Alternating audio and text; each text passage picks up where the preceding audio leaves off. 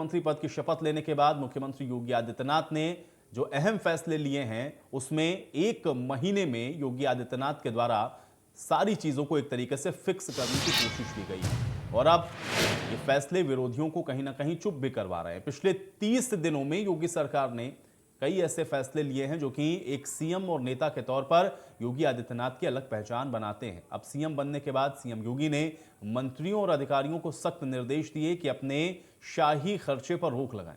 साथ ही अफसरों की मनमानी और मनमर्जी अब नहीं चलेगी। अगर कोई हादसा या वाकया होता है तो छोटे अधिकारियों के साथ बड़े अधिकारियों पर भी गाज गिरेगी। यानी कि मतलब यह है कि योगी आदित्यनाथ ने अपने दूसरे कार्यकाल में ये एकदम साफ कर दिया है कि सरकार आज जनता के लिए फैसला भी लेगी और उसे जमीन पर भी उतारेगी। तो आज हम इसी मुद्दे पर चर्चा करेंगे कि एक महीने में लिए गए फैसले से जनता पर इसका क्या प्रभाव हुआ है और आगे योगी सरकार के लिए चुनौतियां क्या हैं। हमारे साथ सभी दलों के मेहमान भी जुड़ेंगे, लेकिन उससे पहले आपको एक खास रिपोर्ट दिखाते हैं।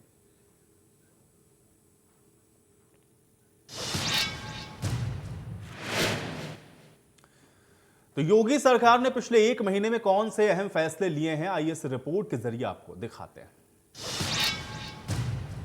योगी ने जब से सरकार पार्ट 2 की कमान संभाली है, कड़े फैसले और अहम फैसले की मशहूरियत की छांव में चर्चाओं में हैं। विपक्ष जिन मुद्दों को लेकर योगी को घेर रहा था, योगी उन्हीं मुद्दों को निस्तनाबूद कर रहे हैं। हर दिन बड़े फैसले से विपक्षियों को कोई मुद्दा नहीं मिल पा रहा है। विपक्ष बिल्कुल शांत मुद्रा में तमाशबीन बना हुआ देख रहा है, क्योंकि सीएम योगी हर पहलू पर जोर देकर काम कर रहे हैं। चुनाव के दौरान विपक्ष ने कहा था कि राशन फ्री सिर्फ चुनाव तक है, उसके बाद गायब हो जाएगा। यही बातें सीएम योगी को नागवार गुजरी और सीएम पद की शपथ लेने के फौरन योगी ने मंत्रियों के साथ एक बैठक की। उस बैठक में राशन से जुड़ी हुई बातों पर चर्चा हुई, जिसमें फ्री राशन को 3 महीने के लिए बढ़ाया गया और विपक्ष को खामोश किया गया। मुफ्त राशन योजना को 3 महीने बढ़ाया गया। 15 करोड़ लोगों को राशन आगे भी मिलता रहेगा।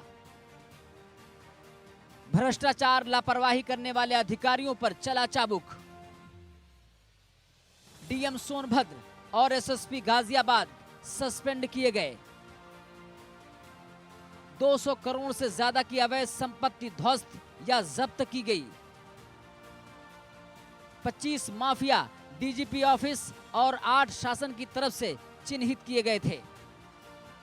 योगी आदित्यनाथ का दूसरा कार्यकाल 4 हफ्ते, लेकिन 40 बड़े फैसले। पहला फैसले की अगर बात करें तो खाद्यान्न योजना है, जिसका अवधि 3 महीने बढ़ाया गया, जिसमें 15 करोड़ परिवार लाभान्वित होगा। दूसरी बात कर लेते हैं आईएएस और आईपीएस पर बड़ी कार्रवाई, उन अधिकारियों पर जिन पर अपराध का आरोप था। माफियाओं के खिलाफ बाबा का बुलडोजर धमाल और कमाल किए जा रहा है। बुलडोजर की कार्रवाई से दूसरे राज्य के सीएम भी योगी की तर्ज पर माफियाओं बदमाशों के खिलाफ बुलडोजर चलाने लगे हैं।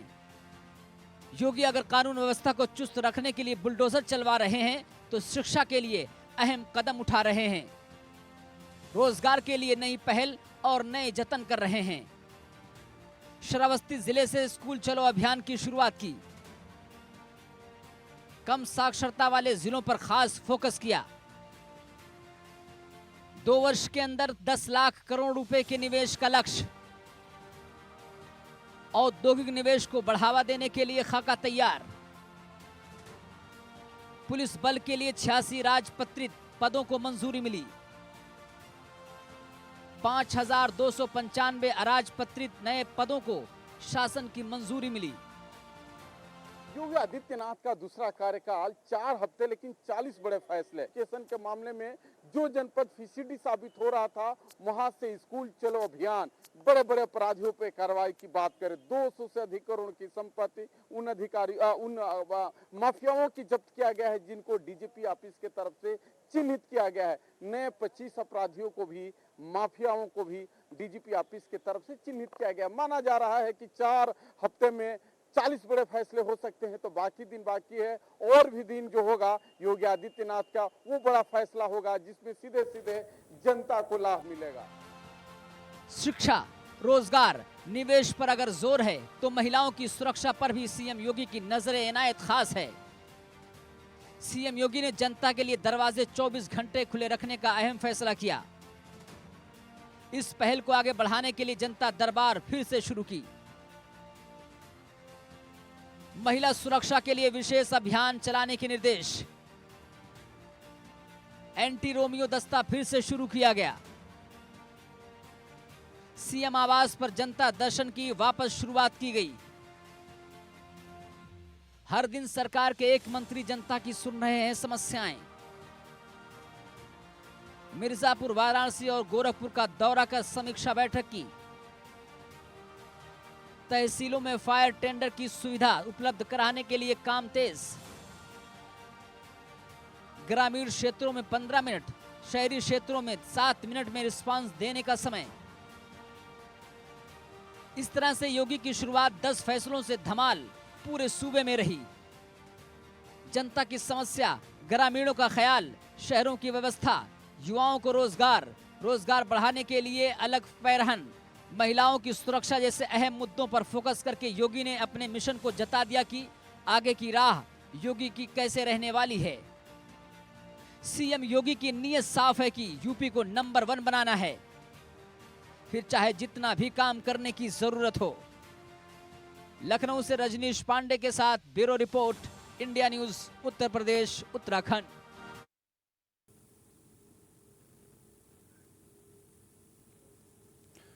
तो 4 हफ्ते में 40 बड़े फैसले लिए गए, यानी कि योगी 2.0 के अंदर ये बिल्कुल स्पष्ट कर दिया मुख्यमंत्री योगी आदित्यनाथ ने कि आखिर अब ये जो सरकार है वो कैसे चलने वाली है, और इसलिए ताबड़तोड़ जो फैसले लिए गए हैं अब उसका असर भी आपको धीरे धीरे ग्राउंड पर दिखना शुरू हो जाएगा। विस्तृत रिपोर्ट हमने आपको इसीलिए दिखाई क्योंकि आप ये समझें कि कैसे 4 हफ्ते के अंदर ये बड़े और अहम फैसले लिए गए। मुख्यमंत्री पद की शपथ लेने के बाद ही आपने देखा कि किस तरह से जो फैसले लेने मुख्यमंत्री ने शुरू किए वो आज तक लगातार चल रहे हैं और स्पष्ट निर्देश मुख्यमंत्री ने दे दिए हैं और 100 दिन का खाका पूरा खींच दिया है सभी विभागों को कि आखिर उनका जो टारगेट है वो किस तरह से उनको पूरा करना है। प्रेजेंटेशन के माध्यम से विभागों ने खुद उस खाके को मुख्यमंत्री के सामने रखा है। तो बड़े फैसले हैं, बेजोड़ फैसले हैं, लेकिन अब इसका असर क्या होगा और इन फैसलों को किस प्रकार से देखा जाए, और जिस तरह से 2.0 के अंदर 4 हफ्ते में 40 बड़े फैसले किए गए हैं, इनके मायने क्या हैं, आज इसी पर चर्चा करते हैं। सभी मेहमान मेरे साथ जुड़ गए हैं, पहले उनका परिचय आपके साथ करवा देते हैं। प्रियंक पांडे जी हमारे साथ जुड़े हुए हैं, प्रवक्ता हैं भारतीय जनता पार्टी के। प्रियंक पांडे जी, बहुत स्वागत है आपका चर्चा में। अभिषेक राय जी हमारे साथ जुड़े हुए हैं, प्रवक्ता हैं समाजवादी पार्टी के। अभिषेक राय जी, आपका भी स्वागत। पीयूष पंत जी हमारे साथ जुड़ रहे हैं, वरिष्ठ पत्रकार हैं। पीयूष पंत जी, आपका भी स्वागत। और संजय राणा जी हमारे साथ जुड़े हुए हैं, राजनीतिक विश्लेषक हैं। संजय राणा जी, आपका भी स्वागत है। प्रियंक पांडे जी, आपसे चर्चा की शुरुआत करना चाहूंगा मैं, किस प्रकार से देखें, क्योंकि 4 हफ्ते और 40 बड़े फैसले हम लोग देख रहे हैं जो कि योगी आदित्यनाथ के द्वारा लिए गए हैं। ये 4 हफ्ते में 40 बड़ी फैसले, क्या संदेश है? माननीय मुख्यमंत्री जी ने आते ही अपने दूसरे कार्यकाल में ये साफ कर दिया है कि वो जहां उत्तर प्रदेश को 1 ट्रिलियन इकोनॉमी बनाने के लिए कार्यरत है, वहीं गांव, गरीब, किसान और स्वास्थ्य, सुरक्षा, चिकित्सा, हर सेक्टर पर उन्होंने ध्यान देने का काम शुरू कर दिया है। और जिसके तहत उन्होंने सभी मंत्रालयों को बुलाकर उनको 100 दिन की कार्य योजना के बारे में उन्होंने बैठक ली और उस पर एक्शन प्लान के तहत काम जारी हो चुका है। चाहे आप हमारे उप मुख्यमंत्री, चिकित्सा मंत्री हो, आप उनको देख लीजिए, ब्रजेश पाठक जी को वो हर जिलों का औचक निरीक्षण कर रहे हैं। चाहे हमारे जल शक्ति मंत्री हो श्री स्वतंत्र देव सिंह जी, वो भी हर जिलों में जाकर औचक निरीक्षण कर काम की समीक्षा कर रहे हैं। चाहे हमारे उप मुख्यमंत्री हो डॉक्टर श्री केशव प्रसाद मौर्य जी, वो भी समीक्षा बैठक और लगातार दौरा कर रहे हैं। और मुख्यमंत्री जी के ये जो 40 बड़े फैसले हैं वो हर सेक्टर को छू रहे हैं। जहां राशन, उन्होंने बताया कि 3 महीने के लिए राशन वितरण के काम अब वृद्धि कर दी गई राशन वितरण में। वहीं कई ऐतिहासिक फैसले लेते हुए उन्होंने कहा होमगार्ड भर्तियों में 20% महिलाओं की भागीदारी होगी। लगातार उन्होंने ये भी कहा कि जो सरकारी दफ्तरों में 10,000 खाली पद है वो 6 महीने में भरे जाएंगे। किसानों की बात कर ले तो 8,000 करोड़ का भुगतान 6 महीने में गन्ना किसानों को किया जाएगा। लगातार आयुष जी, आप देख रहे होंगे हर सेक्टर में एक नया काम। हमारे पुरोहित कल्याण बोर्ड का निर्माण किया गया है, जिससे हमारे जो साधु संत हैं उनकी जो दिक्कतें हैं उसको भी ध्यान में रखा जाएगा।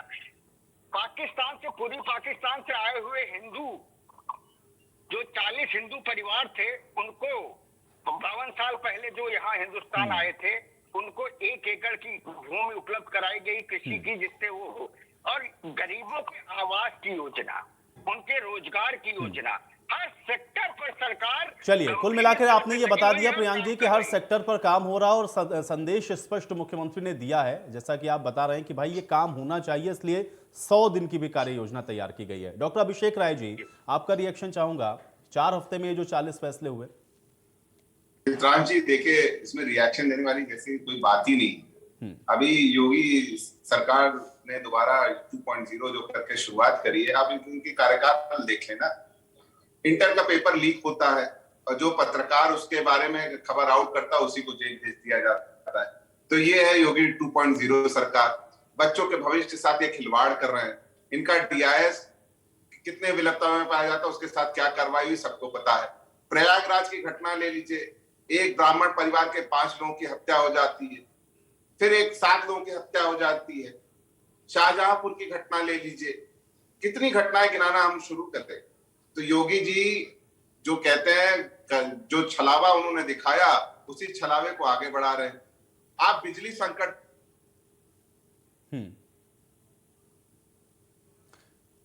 चलिए डॉक्टर अभिषेक क्या राय जी, आप तो कहते थे 24 घंटे निर्बाध बिजली देने वाले थे, इस पे क्यों नहीं ये बात करते? महंगाई पे ये क्यों सरकार बात नहीं करती? हमने तो, हमारे राष्ट्रीय अध्यक्ष जी ने बताया था, हमने भी बताया था कि जैसे ही चुनाव खत्म होंगे जनता के ऊपर इसका बोझ डलने वाला है। डला कि नहीं डला? आप बताइए। 98 रुपए डीजल बिक रहा है, कैसे किसान सिंचाई करेगा? कैसे कटाई होगी? जो कहते हैं थ्रेशर चलते हैं, सारी चीजें चलती है, डीजल से चलती है। किसानों की जो आय होती है, कितनी महंगाई इन लोगों ने बढ़ा दी। महंगाई के ऊपर ये सरकार क्यों नहीं बात करती? ये सिर्फ दमन की बात करते हैं और सिर्फ दमन करना जानते हैं। और हम इनको ऐसा करने से रोकेंगे, चाहे वो विधानसभा हो, चाहे सड़क हो, हम हर जगह खड़े रहेंगे, समाजवादी जनता की आवाज उठाते रहेंगे। ठीक है, चलिए पीयूष पंत जी, आपका भी मैं रिएक्शन चाहूंगा। देखिए, पॉलिटिकल बातें तो यहाँ होती रहेंगी, लेकिन अभी ये योगी सरकार की तरफ से जो फैसले लिए गए और खासतौर से 4 हफ्ते में जिन 40 बड़े फैसलों का हम लोगों ने जिक्र किया, उसको एक वरिष्ठ पत्रकार होने के नाते आप किस प्रकार से देखते हैं?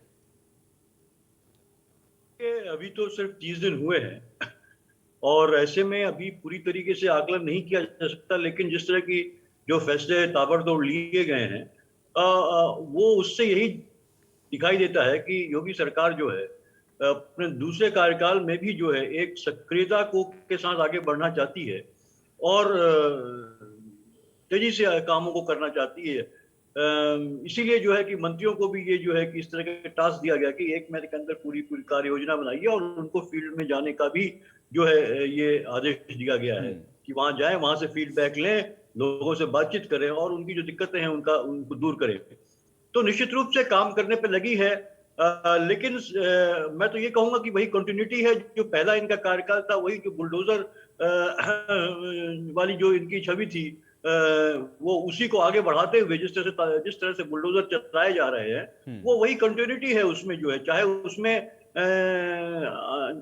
इलीगली ऑक्युपाइड प्रॉपर्टीज हो या नहीं हो, उस पर भी गरीबों की प्रॉपर्टीज हो, उस पर भी बुलडोजर चल रहे हैं। और कानूनी रूप से जो होना चाहिए वो कार्य गैर कानूनी तरीके से किया जा रहा है, ये है। दूसरी देखिए, तो 40 घोषणाएं तो करी, अच्छी बात है, ये एक दिखाने की कोशिश की गई, लेकिन असलियत क्या दिख रही है ग्राउंड पे कि आप बुलडोजर का दुरुपयोग हो रहा है।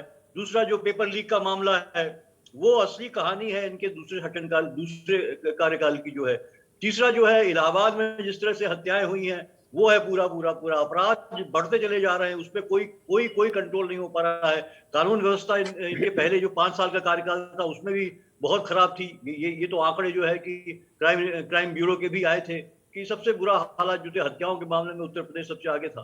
तो निश्चित रूप से देखिए, कोशिश कर रहे हैं योगी जी, लेकिन ग्राउंड में जो असली चीजें हो रही हैं वो कहीं पहले कार्यकाल से अलग नहीं है, उसी तरह की चीजें चल रही हैं। और अब देखना ये होगा कि 2 महीने बाद जो भी अभी घोषणाएं हो रही, निर्णय लिए जा रहे हैं, क्या वो कार्यान्वित हो पाएंगे। अब देखिए, युवाओं को लैपटॉप देने की बात का निर्णय लिया गया है, स्मार्टफोन और लैपटॉप, उससे उनका क्या बनना है? रोजगार की समस्या जो है उसके लिए किसी भी योजना की घोषणा नहीं की गई है। बिजली में कंसेशन देने की बात की गई और घोषणा भी हुई कि 50% जो है बिजली दाम कम हो जाएंगे, लेकिन अभी 1 महीना गुजर गया, अभी तक कोई इस बार के बिल में कहीं कोई कमी नहीं आई है। उतने ही चार्जेस आए हैं जितने बिजली अलग से कट रही है। ये जो जिसका दावा ये करते हैं योगी सरकार भी और मोदी सरकार भी करते हैं कि 24 घंटे बिजली प्रोवाइड करने का, आप देखिए हमको नोएडा जैसे शहर में है, हम नोएडा में इतनी बिजली जा रही है, तो आप सोचिए बाकी जिलों का क्या हाल होगा। तो ये चीजें हैं जिसके तहत जो है कि असलियत यही है कि दावे बहुत किए जा रहे हैं, घोषणाएं बहुत की जा रही हैं, निर्णय बहुत लिए गए हैं, लेकिन असली जमीन में जो ये हो रहा है कि गड़बड़ियां भी हो रही हैं जिसपे उनका कोई नियंत्रण नहीं हो पा रहा है। पीयूष पंत जी, आपका कहना यह है कि अभी ये जो निर्णय लिए गए हैं उसको एग्जीक्यूट कैसे किया जाएगा, इस पर आपने क्वेश्चन मार्क खड़ा किया। इसका मैं जवाब लूंगा, लेकिन हमारे साथ संजय राणा जी भी हैं। संजय राणा जी, आप कैसे देखते हैं, और आपका रिएक्शन भी मैं चाहूंगा कि आपको लग रहा है पीयूष जी ने जो बातें कही कमोबेश वैसे ही आपको लगता है कि नहीं, इसको कुछ दूसरे परिप्रेक्ष्य में देख सकते हैं? देखिए आयुष जी, कुछ चीजों से मैं सहमत हो सकता हूँ पीयूष जी की बातों से, लेकिन सारी चीजों से मैं सहमत नहीं, क्योंकि इनको जब देखना है, एनालिसिस करना है, तो ये भी देखना है कि time is equal to how much result. ऐसा नहीं होता टाइम, अगर आप एक दिन में रिजल्ट सोचे कि आप 100% आ जाए, नहीं। एटलीस्ट योगी आदित्यनाथ जी ने एक प्लान बनाया, प्लान पे एग्जीक्यूट किया। जैसे मैं कुछ एग्जांपल देना चाहता हूँ, शायद उससे चीजें और भी क्लियर हो जाएंगी। जैसे उन्होंने बताया कि रोजगार की, देखिए अभी उन्होंने अप्रूवल दिया 20,000 रोजगार के लिए विद इन 100 डेज, जिसमें शायद 10,000 भर्तियां हमारी पुलिस की होंगी, 10,000 अदर डिपार्टमेंट की भर्तियां होंगी। इन्होंने अभी मेडिकल जो अपनी सीट हुआ करती थी, तकरीबन हमारी, मेरे आंकड़े के हिसाब से 3500 हुआ करती थी, अभी तकरीबन वो 7,000 हो जाएगी। मेडिकल जो एमबीबीएस की बात कर रहे हैं, ठीक है। रहा बिजली और रहा रोजगार, देखिए बिजली का भी समस्या बहुत थी, लेकिन हाँ समस्याएं कभी कम हो गई हो। हम ये नहीं बोलते कि 100% हो गए, 24 घंटे बिजली आ रही है, लेकिन हाँ 22 से 23 घंटे बिजली आ रही है शहरों में। जब जैसे नोएडा जैसे शहर की बात कर लें, और गाँव में 18 से 30 घंटे बिजली आ रही है। हाँ, इसमें सुधार की हमेशा जरूरत होती है, ऐसा नहीं कि सुधार नहीं हो सकता। रहा बिजली माफ करने का या किसानों में देखिएगा, वीट का जो रेट था तकरीबन 1975 रुपए था, वो बढ़ा करके 2,015 रुपए कर दिया। मैंने बोलता हूँ 2,000 रुपए से किसानों का कोई भला होने वाला, क्योंकि अगर स्वामीनाथन आयोग की रिपोर्ट की अगर चर्चा करेंगे तो C2 प्लस 50% है, लेकिन जो इनके हाथ में है कि नहीं वो बात का विषय है, लेकिन उन्होंने बढ़ाया है।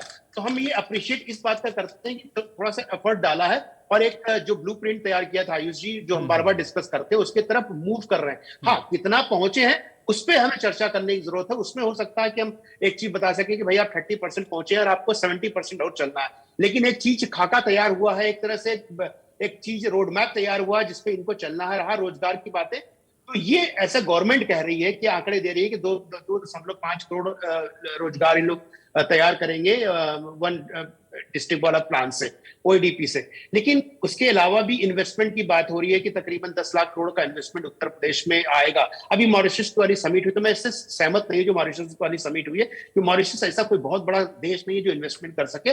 This is good for trading. Trading जो वर्ल्ड होता है वो अलग होता है, और इन्वेस्टमेंट ग्रुप होता है वो अलग होता है। तो मैं इसके पक्ष में ये बोलूंगा कि मॉरिशस वाला जो इवेंट था उसमें मुझे नहीं लगता कुछ होने वाला, लेकिन इन्वेस्टमेंट लाने की बहुत जरूरत है। अगर इन्वेस्टमेंट आएगा तभी रोजगार क्रिएट हो सकते हैं। लेकिन एक चीज है जी, कुछ चीजें से मैं 15 महीने भर में 25 दिन में देखे होंगे, थोड़ा सा कहीं घटनाएं हुई, जैसे इलाहाबाद की घटना ले लीजिए, चाहे कहीं जगह पर घटना हो गई है, इसमें थोड़ी कड़ाई से मैं इसलिए बोल रहा हूँ, कड़ाई से सरकार को निपटना पड़ेगा, सख्ती करनी पड़ेगी। लेकिन हाँ, न्याय व्यवस्था में, जैसे मैं पहले बोलता हूँ, न्याय व्यवस्था अगर कंपेयर करें 2017 के पहले वाली न्याय व्यवस्था कंपेयर करें आज में, तो जमीन आसमान का अंतर है। यस, घटनाएं हो रही है, इतना बड़ा प्रदेश है, 25 करोड़ लोग रहते हैं, और हमारे हिसाब से अगर देखें तो शायद पुलिस तो कभी एक 100 आदमी पे या 1000 आदमी पे एक इंस्पेक्टर है, तो वो तुलना तो हो ही नहीं सकती। लेकिन हाँ, हमें सरकार को एक्शन लेना पड़ेगा और सख्ती से कार्यक्रम को इंप्लीमेंट करना पड़ेगा। आपने देखा होगा आईएएस और आईपीएस की लिस्ट बनी है, तकरीबन 500 प्लस आईएएस आईपीएस और अधिकारी, यानी पीसीएस को भी जोड़ रहा हूं उसमें, अधिकारियों की लिस्ट बनी है जो भ्रष्टाचार में पाए गए, जिनके खिलाफ कुछ ना कुछ चीजें एजेंसीज ने दी है। एजेंसी मतलब इनकी जो एजेंसी होती है इंटरनल, जो वेरीफाइड करती है, वेरिफिकेशन करती है, और फीडबैक आता है, चाहे एनजीओ का फीडबैक है, तो वो फीडबैक के बेसिस पे चिन्हित किए गए, उन पे एक्शन होगा। तो देखिए अभी हमें बहुत जल्दी होगा, कि अभी तो सिर्फ 30 दिन कंप्लीट हुए, बहुत जल्दी होगा कुछ बोलना कि काम किस ढंग से कर रही है। लेकिन हाँ, डायरेक्शन सही है। होप करते हैं कि हमारे उत्तर प्रदेश का विकास होगा, समाज का विकास होगा, और जो सरकार ने कमिटमेंट दिए हैं, चाहे वो किसी तरह का भी कमिटमेंट, उसको फुलफिल करेंगे। स्पेशली मैं बिजली के मुद्दे पे आना चाहता हूं, जो 300 यूनिट का, इसमें तो इमीडिएटली मीटिंग तो हो चुकी है, लेकिन एक्शन इमीडिएटली को लेना चाहिए। संजय जी, अब आपने अपना पॉइंट रखा, मैं इस पर अब जवाब ले लेता हूं। पहले प्रियांक जी जवाब दीजिए। देखिए, अभिषेक जी ने कहा आप लोग जो बात कर रहे हैं कथनी करनी में ही पहली बात तो डिफरेंस है, फिर दूसरे जो इश्यूज हैं महंगाई का और जो तमाम लागत जिनका भी कह रहे डीजल बढ़ा दिया भाई, बिजली को लेकर के जो समस्याएं हैं उस पर तो आप लोग काम कर नहीं रहे। ये सिर्फ सेट कर देने से तो होने वाला नहीं है, ग्राउंड पर नहीं दिख रहा। देखिए आयुष जी, पिछले कार्यकाल में बहुत कुछ हम लोगों ने सुधारा। उत्तर प्रदेश का जब नाम लिया जाता था तो वो जीरो से नीचे से शुरू होता था उत्तर प्रदेश। उस दशा में उत्तर प्रदेश को पूर्ववर्ती सरकारों ने बना रखा था, उत्तर प्रदेश को खंडहर कर रखा था। लेकिन पिछले 5 सालों में हमारे महाराज योगी आदित्यनाथ जी ने जितना उत्तर प्रदेश में हो सकता था एक भय मुक्त माहौल को बनाते हुए उत्तर प्रदेश को निखारने का जो काम किया कि उत्तर प्रदेश आज देश में उत्तर प्रदेश का नाम लिया जाने लगा, वो हमारे मुख्यमंत्री जी की कार्य योजना के तहत ऐसा संभव हुआ। रही बात प्रकाश पंत जी बहुत सीनियर वरिष्ठ पत्रकार है, बड़ा सम्मान है इनका। मैं ये इनकी बात पर ये थोड़ा सा इनको ध्यान आकर्षित करना चाहता हूँ इनका, कि जो बुलडोजर की बात आपने की, बुलडोजर पर माननीय मुख्यमंत्री जी का क्लियर स्टैंड है कि जो भी गरीब आदमी अनऑथराइज जगह पर अगर वो बनाया है अपना मकान, तो जब तक उसको कहीं पर आवास ना दिया जाए तब तक उसके चीजों को नहीं ध्वस्त किया जाएगा। रही बात जिन्होंने अवैध तरीके से और सरकारी जमीनों को भूमाफिया के रूप में कब्जा किया है, वो सरकार जरूर छुड़ाएगी और वो कार्रवाई निश्चित तौर पे होती रहेगी। रही बात महंगाई की दौर से आप आयुष जी देख रहे हैं पूरा विश्व हलाकान है कोरोना के बाद। और ये डीजल पेट्रोल के दाम जो युद्ध चल रहा उसकी भी इन्फ्लेमेशन हर जगह आप देख रहे हैं, उसका असर है। लेकिन हमारी सरकार लगातार काम कर रही है बिजली की दिशा में। आज उत्तर प्रदेश को देख लीजिए, मैं एक छोटे जनपद से आता हूं और आज मैं अपने गृह जनपद में हूं। आयुष जी, यहाँ पर आज 23 घंटे लाइट मिल रही है। सुल्तानपुर जैसे जनपद में तो और पहले उत्तर प्रदेश में ये हुआ करता था कि लाइट कब आएगी, आज उत्तर प्रदेश में ये है कि लाइट कब जाएगी। ये लोग लाइट की व्यवस्था इतनी सुदृढ़ हुई है, लगातार कार्य हो रहे हैं। पूर्व में जो इन लोगों ने गड्ढा खोदा था वो भाजपा की सरकार भर रही है और लॉ एंड ऑर्डर पर, भ्रष्टाचार पर माननीय मुख्यमंत्री जी ने जीरो टॉलरेंस दिखाते हुए उस पर कड़ी कार्रवाई अपनी अभिषेक राय जी, हाँ ठीक है, चलिए अभिषेक राय जी। आयुष जी, थोड़ा सा समय लूंगा। सबसे पहले मैं संजय राणा जी से ये पूछना चाहता हूं, वो 23 घंटे कह रहे हैं कि हर जिले में बिजली सप्लाई हो रही, गांव में 23 घंटे 20 घंटे सप्लाई हो रही। शायद मैं उनको जिले का नाम याद दिलाता हूं, आप उनके वहां के एक्सीएन को जिलों के या तो ए.के. शर्मा जी से पूछ लीजिए, जो ऊर्जा मंत्री, उनसे पूछ लीजिएगा, क्योंकि आपने ग्राउंड की रियलिटी नहीं देखी। मैं आपको आंकड़ा देता हूं, आजमगढ़ में 10 से 12 घंटे बिजली कट रही है। Let me complete. बीच में बोलो आप। नहीं, प्रियांक जी सुनिए, सुन लीजिए। देखिए, चर्चा का कोई अर्थ फिर होगा नहीं ना, आप बोलते रहेंगे फिर उससे कोई हासिल होना नहीं, समय खराब हो जाएगा। आप आराम से अपने समय में बोलिएगा, पूरा समय मिलेगा आपको। प्रियांक जी, पूरा समय मिलेगा, आराम से आप उनकी बात को काटिएगा। अभी उनको कंप्लीट करने दे पहले। अभिषेक, मैं बहुत सीधी सी बात कह रहा हूं, आजमगढ़ में 10 से 12 घंटे बिजली कटती है। जहां के ऊर्जा मंत्री ए.के. शर्मा, वहां पे 8 घंटे बिजली कट रही है। गाजीपुर, बलिया, अंबेडकर नगर, जौनपुर, बनारस, मैं कितने जिले गिना दूं ग्रामीण क्षेत्रों की। वो देख लीजिए, माननीय प्रधानमंत्री जी का क्षेत्र है, ग्रामीण अंचल में वाराणसी के 4 से 6 घंटे बिजली कटौती हो रही है। इनके विधायक हैं, आप इनके विधायकों से पूछ लीजिएगा कट रही कि नहीं। मैं जिले गिनाना शुरू करता हूं, ये लोग कैसी बात करेंगे, एक बिजली घर नहीं गिना पाओगे। प्रियांक जी, आप तो बहुत बड़े खुद बिजनेसमैन हो, आपको सारी चीजें पता है। आप बता दो कितने बिजली घर भारतीय जनता पार्टी की सरकार ने बनवाए हैं। आप वही काट रहे हो फीता जो हमने 2017 से पहले काम करके दिया था, उसको भी संभाल नहीं पा रहे हो। ये आपकी स्थिति है। दूसरी बात मैं ये पूछना चाहता हूं, अभी लखनऊ, प्रियांक जी सवाल तो सुनो भाई, प्रियांक जी बहुत समझदार प्रवक्ता हो। प्रियांक जी आराम से जवाब देना अपने टाइम पे, सवाल तो सुन लीजिए, सवाल पूछ रहा हूं। अभी लखनऊ में क्या हुआ, एक चोर आता है बाइक से और पुलिस की स्कॉर्पियो लूट के चला जाता है। वाह साहब, ये है इनकी न्याय व्यवस्था। 2000 कहते हो 2017, अरे साहब 2017 से पहले क्यों जाते हो? आप तो आजादी की बात कर लो ना, कि आजादी से इस देश में कुछ हुआ ही नहीं। सब तो आपने 2 साल में कन्वर्ट कर दिया, 5 साल में आपने बना दिया। पूरे देश में किसी ने कोई काम नहीं किया, सिर्फ आपकी झूठ और जुमलों की सरकार ने काम किया। यही कहना चाहते हो और जनता इस बात को बहुत अच्छे से समझती है। बात करना चाहता हूं प्रियंक जी, आपसे पूछना चाहता हूं, एक गरीब कैसे घर बनाएगा? क्या आपको नहीं पता आज छड़ का दाम कहां है? जी मुझे बोलने का मौका दीजिए, मैं राय बाबू का जवाब देना चाहूंगा। प्रियंक जी पहले मैं सवाल सुनिए, आप तो इस बिजनेस से भी जुड़े हुए हो। आप बताओ महंगाई की दर बढ़ी कि नहीं बढ़ी? कितनी बढ़ी है? आपकी सरकार ने क्या किया? फिर गरीबों के थाली से निवाला छीन रहे हो आप लोग। प्रियंक जी पहले सवाल सुनो तब जवाब दोगे ना, सवाल ही नहीं सुनोगे बोलते रहोगे। अब ये नहीं चलेगा साहब, विपक्ष की आवाज दबा नहीं पाओगे, ना सदन में दबा पाओगे ना सड़क पे दबा पाओगे। आप लोग की जो आताताई सरकार है, सिर्फ एक प्रयोग करते हो आप लोग, सिर्फ विपक्ष के दमन की राजनीति करना जानते हो। कैसे आपने अभी एमएलसी चुनाव में क्या किया सबने देखा। चलिए ठीक है, कैसे अपने बाहुबल के सर पे आपने क्या किया। अभिषेक जी आपने बहुत सारे सवाल उठा दिए, ठीक है, बहुत सारे सवाल हो गए। 1 सेकंड, हाँ संजय राणा जी।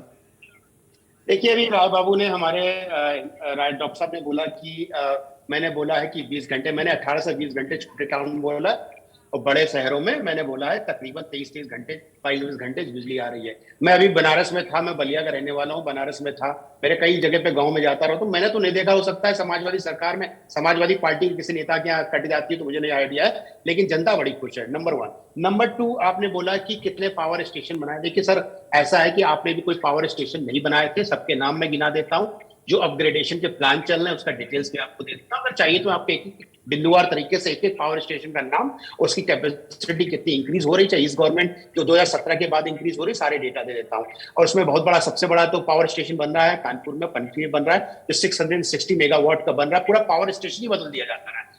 आप ये बोल रहे हैं कि आपने बनवाया। देखिए पहली बात, नेशनल थर्मल पावर कॉर्पोरेशन आपके अंडर में नहीं आता, ना ही आपने कोई बिजली घर बनाया था राय बाबू। लेकिन आपको जब डॉक्टर साहब है, आप तो पढ़े लिखे इंसान हो, तो तथ्यात्मक बातें करना अच्छा लगता है। रहा इन्होंने बात किया कि महंगाई की बात करें, महंगाई आप कैसे कम कर दोगे?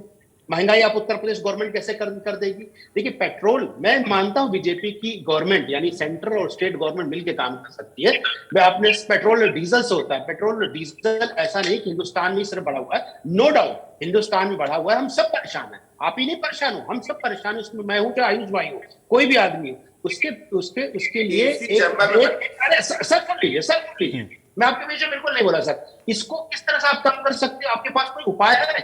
एक ही उपाय है, मैं बार बार डिबेट में बोलता हूँ कि पक्ष और विपक्ष बैठ करके इसको जीएसटी में लाने की कोशिश क्यों नहीं करता? लेकिन आप जीएसटी में इसलिए नहीं लाते हो, चाहे आप हो, आप मतलब विपक्षी पार्टी से मतलब आप पर्सनली ना ले, विपक्षी पार्टी से मतलब यह है कि मान लीजिए विपक्षी जहां सरकार, वहां पेट्रोल और डीजल के रेट देख लीजिए भाई। देखिए सबसे बड़ी आमदनी 2 चीजों से होती है, राजस्व आता है, एक पेट्रोल एक शराब। किसी भी सरकार का, आप पूरे दुनिया इंडिया के किसी भी सरकार को उठा लीजिए, इससे ज्यादा राजस्व किसी को नहीं आता। हर आदमी अपने राजस्व के लिए बैठा हुआ, हर आदमी अपने आप को दूसरों पर वो कर रहा। आप मुझे राजस्थान का रेट बता दीजिए कितना डीजल का चल रहा है? 117 रुपए चल रहा है, 117 रुपए पेट्रोल है। हमारी यूपी में तब भी कम है। हम ये मानते, हम ये नहीं बोलते कि महंगाई नहीं है, लेकिन इसको कलेक्टिवली बैठ के कम करना पड़ेगा। आप बोलते हैं अगर मान लीजिए राय बाबू, अगर समाजवादी पार्टी की सरकार आ जाती तो कतई आप महंगाई कम नहीं कर सकते, क्योंकि डीजल और पेट्रोल आपके पास में था। आप सिर्फ अपने हिस्से का वैट ही कम कर सकते हो ना। जो 26 रुपए है, 27-28 रुपए, उसमें से कितना कम कर दोगे? राजस्व कम कर दोगे। तो इसमें क्या है, सबको कलेक्टिवली बैठ के काम करना पड़ेगा, चाहे विपक्ष हो चाहे पक्ष हो, तभी महंगाई कम हो सकती। रहा गरीबी की रेखा आप देखोगे तो तकरीबन 21% थी, वर्ल्ड बैंक का बता रहा हूं डॉक्टर साहब, अब तकरीबन 11% हो गए। हम ये नहीं मना कर रहे हैं कि कोई भी चीज में कमी नहीं है, बहुत से कार्य गवर्नमेंट को करने हैं। आप उनको अच्छे मुद्दे पे घेरो। में अच्छा लगा कि आपने बोला महंगाई का मुद्दा, आपने पेट्रोल डीजल का मुद्दा उठाया, सकारात्मक मुद्दे हैं जो आप और हम सबसे जुड़े हुए हैं। तो इस पे बैठ करके आपको चर्चा करनी पड़ेगी और आप बोलो। सब हम तो कहते हैं पार्लियामेंट में बैठिए, तो पार्लियामेंट का काम ही, स्टेट गवर्नमेंट कुछ नहीं कर सकती। पार्लियामेंट में अखिलेश जी अपने प्रतिनिधित्व को बोले कि इसको जीएसटी बनाने के लिए करें, विपक्ष के सारे नेताओं को एकजुट करें और इसको जीएसटी बना देंगे, जीएसटी ला देंगे, हम सबका लाभ होगा।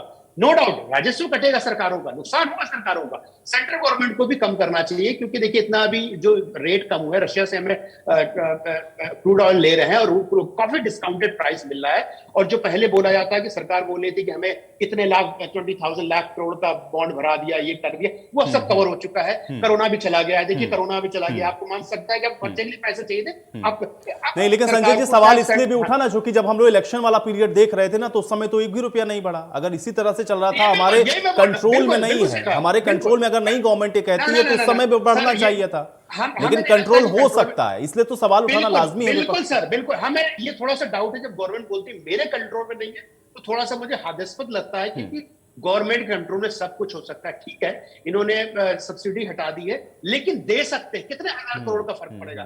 50,000 करोड़, 60,000 करोड़, 17,000 करोड़, इससे तो क्या फर्क पड़ेगा? मान लीजिए पर एनम की बात कर रहे हैं भाई, लोगों को फायदा तो होगा, आम जनता का फायदा तो होगा। बिल्कुल सही बात। पीयूष जी से भी मैं एक रिएक्शन लेता हूं। ठीक है पीयूष जी, ये डाउट क्यों है? क्यों वो चीजें क्या कंटिन्यूएशन में आपको चलती हुई नहीं दिख रही हैं, या पिछला जो 5 साल रहा इसलिए आपको लग रहा है कि इस बार भी जो फैसले हैं उसका कोई बहुत ज्यादा असर आपको लगता नहीं कि ग्राउंड पर है?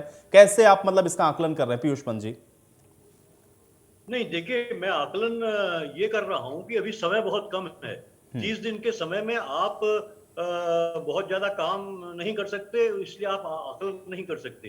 हाँ, इसीलिए उन्होंने घोषणा इतनी करी है, इतने निर्णय लिए हैं। और मैं ये सिर्फ कह रहा था कि ये निर्णय जो लिए हैं, लेकिन उसके बरक्स जो है, उस निर्णयों के बरक्स जो असली चीजें जो आ रही हो सामने, वो बहुत अच्छी नहीं है। जैसे कि पेपर लीक होना मामला, ये आपको याद होगा कि पिछले कार्यकाल में भी कम से कम 9 से 10 जो एग्जाम ऐसे थे, हुए थे पेपर जो लीक हुए थे, तो वो कंटिन्यूटी चल रही है। बुलडोजर बाबा का जो इमेज बनाई गई थी, जिसमें कानूनी गैर कानूनी सब तरीके से, ज्यादातर गैर कानूनी तरीके से, कानूनी प्रक्रिया को फॉलो न करके बुलडोजर चलाए गए थे और टारगेटेड किए गए थे, और जो है कि क्या नाम वो सेलेक्टिवली किए गए थे। नहीं, इस बात को और इस बार भी जो है उन पे ज्यादा किए गए। जैसे जो पार्टी छोड़ के चले गए समाजवादी पार्टी में, जो बीजेपी, उनके उस ऊपर कर दिए गए। बहुत से ऐसे लोग हैं जो बीजेपी के पार्टी के भी हैं, जिन्होंने जो है इलीगल उन्होंने कंस्ट्रक्शन कर रखे हैं, उस पे कहीं कुछ एक्शन नहीं हो रहा है।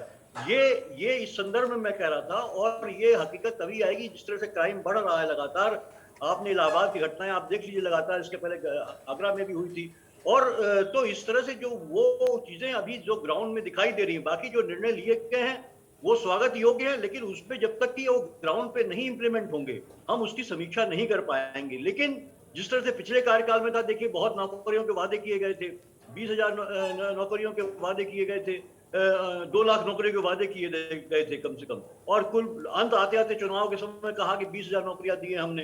तो इसी तरह अभी इन्होंने क्या कहा है कि जो है कि महिलाओं को फ्री जो है राइड देंगे पब्लिक ट्रांसपोर्ट पे, वो कोई आदेश नहीं हुआ। बिजली में जो रिबेट है वो उसका कोई अभी असर नहीं दिखाई दे रहा है। 1 महीना हो गया है, वो बिल आ गए हैं, लेकिन वो पुराने रेट पे आए हैं। तो इस तरह से पता लगता है कि सरकार करना तो बहुत कुछ चाहती है, दिखाना बहुत चाहती है, हम कर रहे हैं, लेकिन ग्राउंड में जो है वो जो अनुभव हो रहा है उस हिसाब से उतना काम होता नहीं है। तो मेरा सिर्फ यही कहना था। और मैं ये भी कहूंगा, अभी हम जो है 6 महीने बाद अगर हम कोई समीक्षा करें, तब जरूर निश्चित रूप से जो है एक सही तस्वीर जो है योगी सरकार के दूसरे कार्यकाल की दिखाई देगी। अभी जो है बहुत जल्दी होगा, 30 दिन का समय। लेकिन हाँ, इतने निर्णय लिए, इसका मतलब मंशा जो है उनकी सही है, करना चाहते हैं। लेकिन जिस हिसाब से उन्होंने किया है और जो ग्राउंड में दिखाई दे रहा है कि जो नकारात्मक चीजें ज्यादा दिखाई दे रही है, न कि सकारात्मक। ठीक है प्रियांक जी, नेगेटिविटी मतलब या नेगेटिव काम ज्यादा ऐसा कह रहे हैं बार बार पीयूष जी कि वो दिख रहा है और सिलेक्टिव हो जाते हैं कहीं कहीं पर। बिल्कुल नहीं, जो जैसा करेगा वैसा भरेगा, ये भाजपा सरकार की नीति है। और इसमें अपराधी, विशेष रूप से अपराधी टारगेटेड है और उनके ऊपर कार्रवाइयां हो रही हैं। और क्यों ना हो, वो साधु संत है क्या? उन्होंने समाज को लूटा है, समाज को नोचा है, और उनके जो पनाहगार थे उनको थोड़ा सा कष्ट जरूर हुआ पिछले कार्यकाल में। लेकिन आप देखिए, अभी इलाहाबाद का ही मामला आप उठाकर देख लीजिए। चुनाव के दौरान ही अतीक अहमद के एक सहयोगी ने चुनाव पीरियड का फायदा उठाते ही पूरा जो गिराया गया निर्माण था उस पर कंस्ट्रक्शन कर लिया और हजारों एकड़ में प्लॉटिंग कर डाली। आप बताइए, सरकारी जमीन पर कब्जा करके प्लॉटिंग करने वाले वो अपराधी होते कौन है? उस पर गरीब का हक है, उस पर सरकार का हक है, उस पर जनता जनार्दन का हक है, जो सरकार डिफरेंट तरीके से जनता को डिलीवर करेगी तो वो उसका तो एक्शन चलेगा, इसमें कोई दो राय नहीं है। रही बात लॉ एंड ऑर्डर की, आप देख लीजिए आज पूरे भारत में उत्तर प्रदेश के लॉ एंड ऑर्डर की चर्चा होती है। आज कोई भी जुलूस निकला तो एक कंकड़ नहीं उठाकर कोई चला सकता, और हमारे योगी मुख्यमंत्री जी ने ये भी कहा कि अब कोई भी जुलूस नहीं निकलेगा बिना परमिशन के, जिसके सभी धर्म गुरुओं ने स्वागत किया इस फैसले का। और आप देख लीजिए कि यहाँ सबको एक भाव से देखा जाता है, और जो अपराध करेगा उस पर कठोर कार्रवाई होगी, और लगातार हो रही है पीयूष जी, ये होती रहेगी। अभिषेक जी। आयुष जी, जैसे अभी कहते हैं ना, शायद मैं दूसरे प्रदेश में रहता हूं और संजय जी किसी और प्रदेश में रहते हैं, क्योंकि एसी चैम्बर में बैठ के हम लोग बातें कर रहे हैं जनता की। मैं पूरे चुनाव में गांव-गांव घूमा हूं, और मेरे सोशल मीडिया पे भी मेरे फॉलोअर्स ने वो सारी चीजें देखी हैं। तो कहते हैं ना संजय जी, शायद बलिया, मैं कई बार बलिया गया हूँ, बलिया में आना जाना बहुत लगा रहता है। मैं बलिया पता नहीं है कैसे कह रहे हैं निर्बाध बिजली मिल रही है, 18 घंटे से ऊपर मिल रही है। अभी कल ही मेरे बलिया के कुछ मित्रों से बात हो रही थी, समाजवादी नहीं थे, भाजपाई मित्र थे मेरे। वो कह रहे थे यार आजकल बिजली गड़बड़ हो गई, कोयले का संकट है, दिक्कत ज्यादा आने वाला। संजय राणा जी को शायद मुझसे ज्यादा बेहतर पता है, इसके लिए वो बधाई के पात्र है। अभी पंत जी ने कहा 17 एग्जाम इस चुनाव से पहले लीक हुए थे। अभी आपने देखा बच्चों के भविष्य के साथ क्या खिलवाड़ हो रहा है। एक पत्रकार ने, बलिया के ही पत्रकार ने उसको उजागर किया, और क्या हुआ उसके साथ, उसको जेल भेज दिया गया। वो तो गनीमत है साहब। कहते हैं ना कि जहां पे आपने देखा अजय मिश्रा टेनी जी ने कैसे पत्रकार को धमकाया था, सबने देखा था, वो सारी चीजें न्यूज चैनलों पे, हर न्यूज चैनल पे चली है। तो ये सरकार क्या करती क्या नहीं करती उसके बारे में सबको पता है। आप बताएं, प्रयागराज में जो हत्याएं हुई उसके बारे में सरकार ने अभी तक क्या एक्शन लिया है, क्या क्या कार्रवाई करी है?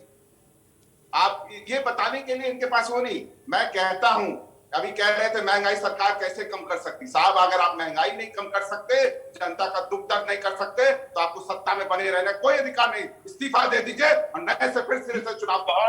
बहुत बढ़िया आपने स्पीच दे दी है राय बाबू, लेकिन उत्तर प्रदेश में बता दीजिए महंगाई कैसे कम कर दोगे, पेट्रोल डीजल के प्राइस कैसे कम कर दोगे, मुझे आंसर दे।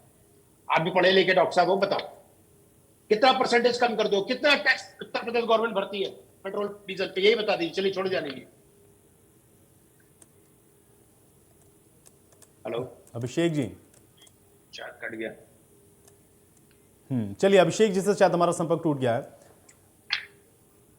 हाँ ठीक है, अभिषेक जी तक मेरी आवाज नहीं पहुंचे। संजय राणा जी, ये जो बात है खासतौर से महंगाई पर आकर के जो टिकती है, इसको किस तरीके से, मतलब आप तो बार बार ये बात कह रहे हैं कि स्टेट गवर्नमेंट के हाथ में नहीं है, फिर तो महंगाई को नहीं आप समझे नहीं स्टेट गवर्नमेंट नहीं होना चाहिए, फिर इशू क्यों होता है महंगाई का? आप समझे नहीं, महंगाई किससे होती है, महंगाई क्यों बढ़ती है, महंगाई का मतलब क्या होता है? देखिए इन्फ्लेशन रेट जो 7.14% इंडिया का है, यूएस का इन्फ्लेशन रेट 40 साल में से सबसे ज्यादा आज इस समय हो गया है। ठीक है, इन्फ्लेशन बढ़ता है, लेकिन आप ही बताइए महंगाई बढ़ती किससे? महंगाई बढ़ती है दो चीजों से। कोई भी सामान का वैल्यू जो बढ़ता है, अगर मैं गलत हूं तो मुझे समझाने की कोशिश कोई कर दे, पेट्रोल और डीजल से।